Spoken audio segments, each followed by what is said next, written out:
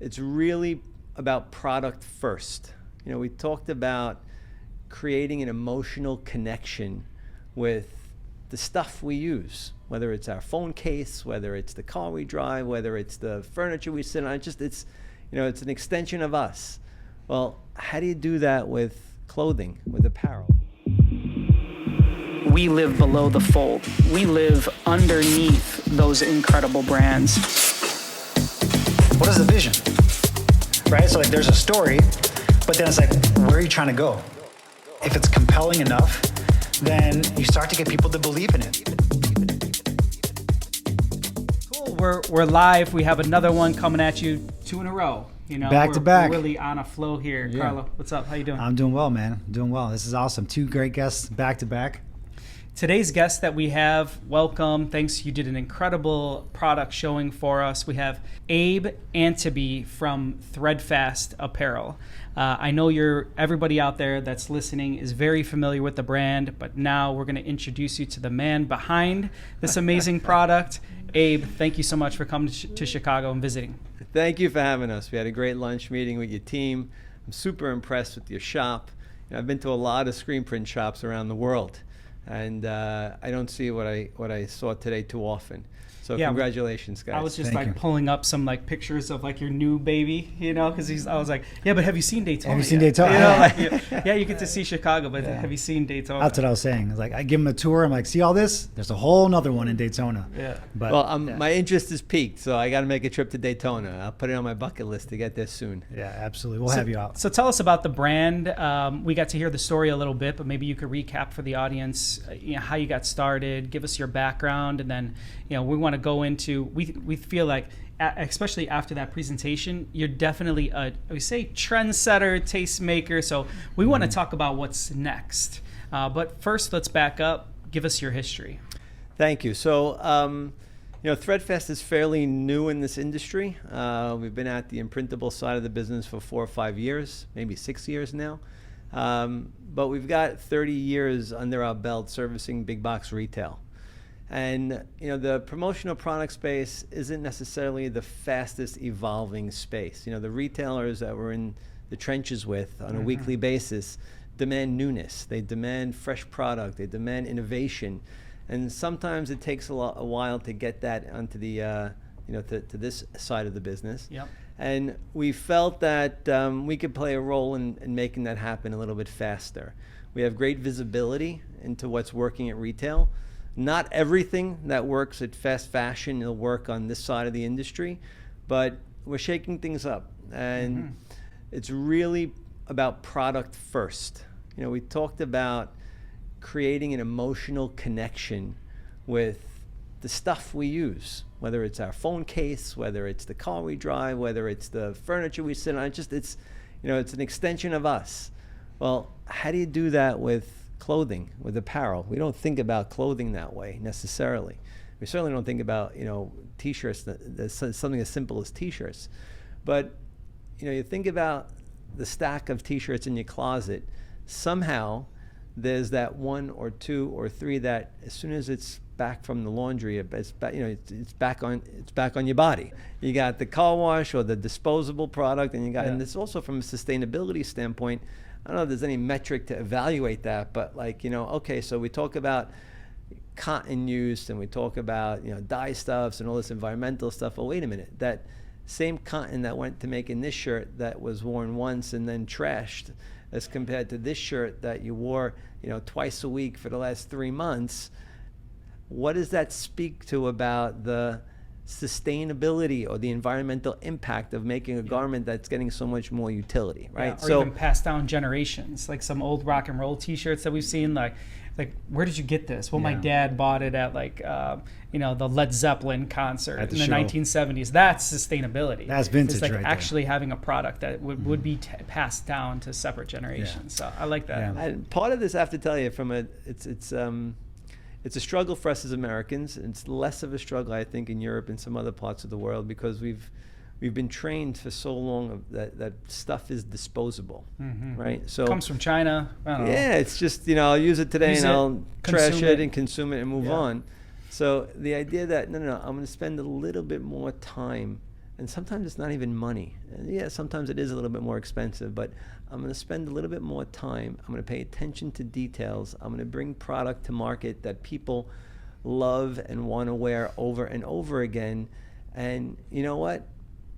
It'll serve everyone's purpose better. So Yeah, absolutely. That's a little bit about the thought process in what we do and how we do it. Threadfast is a t-shirt company, but when we started,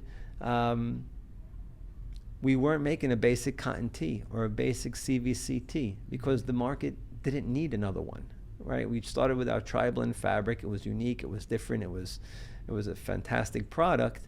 And only recently, when we found opportunities where there were gaps or places, white space in the industry, to say, you know what, we're going to do a cotton tee that's just better than anything else available.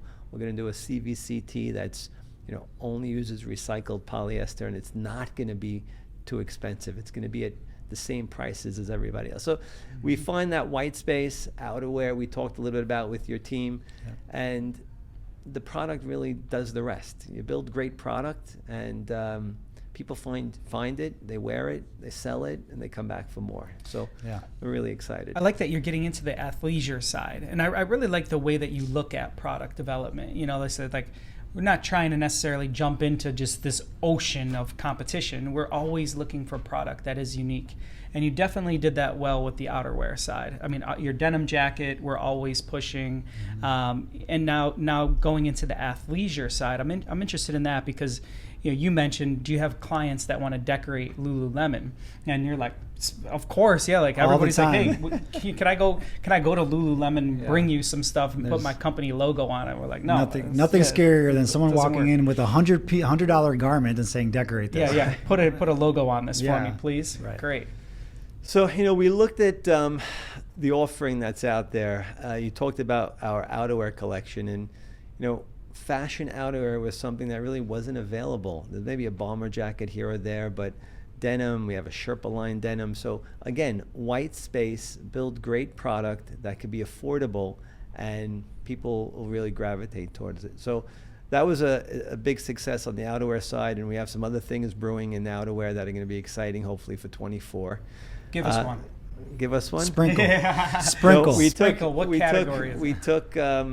We took the bomber jacket and we did a vegan leather version of it. That's been really cool. So that's been out there, and there's a whole world of varsity jackets, wool and wool blends and wool with leather, and we feel that might be ripe for disruption. So we can sell that on some.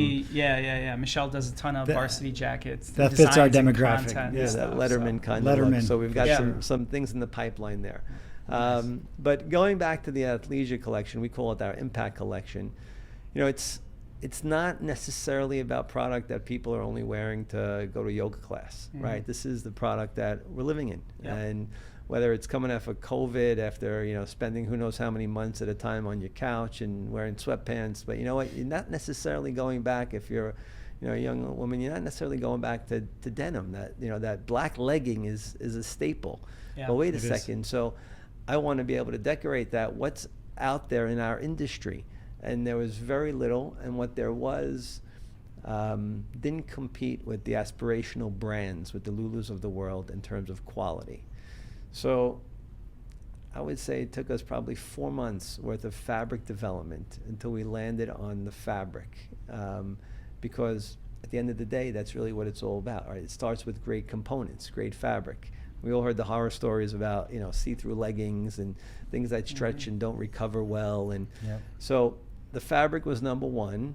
And then I often joke, with the women's legging. I mean, there's other unisex product in the Impact collection. There's a polo. There's some great other product, but I want to try it myself. I want to wear it. I want to live in it. I need to kick the tires myself. And here I was with the woman's legging, and I'm a little bit at a disadvantage to do that, right? So I've got a couple of daughters at home. My 22-year-old and my 18-year-old were the focus group for that product. And I learned a lot. I learned that a woman's legging is all about the waistline and how it fits and how it stays in place. So we spend that time. We do the work. We make sure that we're building great product. And then we figure out how to bring it to market at a price that is barrier free, right? If anyone's looking for a legging, they have an idea in their mind of what they're looking to pay. If they're looking for an athleisure, Rhone or Lulu inspired polo, they have an idea of what they're looking to pay. And if we could meet or beat that expectation, then there's no price resistance. Yeah. So that's the way we look at our pricing, but it's kind of like an afterthought, right? Build great product, start it off with great fabric, pay attention to the details, things like the buttons on our polo, right? The buttons on our polo started off as a standard sort of a pearly kind of button. I'm like, guys, that doesn't work, right? And we looked at it, no, this needs to be dyed to match, rubber-coated buttons that you would find on a high-end aspirational brand. Yep. And we didn't stop till we got the right buttons. All in those right? details. Yeah. All in Right? the details. Yeah. And then when you bring the detail-focused quality product to market at a price that's below or at what the consumer is expecting to pay, there's You're no delivering reason. That's a more value. no-brainer. Yep. Yeah. Yeah, it becomes a very fluid transaction. Very. I was easy. really impressed with the products that you brought, especially the Yeah. athleisure line. Yeah, it was and nice. I like the pitch too, where you talk about the value and everything that it brings to the table, and then price comes along the way. And if you can hit on all those points, like price doesn't really matter at that point, Yeah. which is great. There's other components too that we take seriously about where and how we build our product. We talked over lunch about some of the environmental and sustainable attributes that we bring to the table, and it's not product specific, it's as a company, right, as a brand. So the retail community has trained us that everybody wants to be green, everybody wants to be environmentally sensitive, until it costs a penny more. Right. A penny more, you know what, Next season. Never maybe mind. next time, Yeah. right? Yeah. Let the other guy be We'll green. do it I'm next good the season. way I've been all along. And we found areas where we could use our scale and bring product to market that is sustainably sourced without a meaningful impact on pricing. So we talked about better sourced cotton, recycled polyester. We have a great partnership with One Tree Planted, where for every case of Threadfast product that we sell, we plant a tree in areas that have been devastated by forest fires. So, it's part of the brand, it's part of our DNA. Does it cost us a little bit here and there? Okay, we take it on the chin as part of who we are, and we're still bringing product to market with price leadership. So it's not only about, what you're making, which we focused on, like we talked, great product at a great price, but how you're making it. Yep. So we take that part seriously. Yeah, I mean, we really enjoyed seeing the product. So yeah, thank you so much. And I think we should do this in 2 parts. We should do another one. We have this one is like, here's the intro, then we'll get some product stuff together, and then I would love to go deeper on what are the trends, what are you going to see for 2024. So can we have you back? I would love it. Yeah. Nice. Thanks so That much. would be Abe. great. We appreciate it. Thank you, guys. Pleasure being here.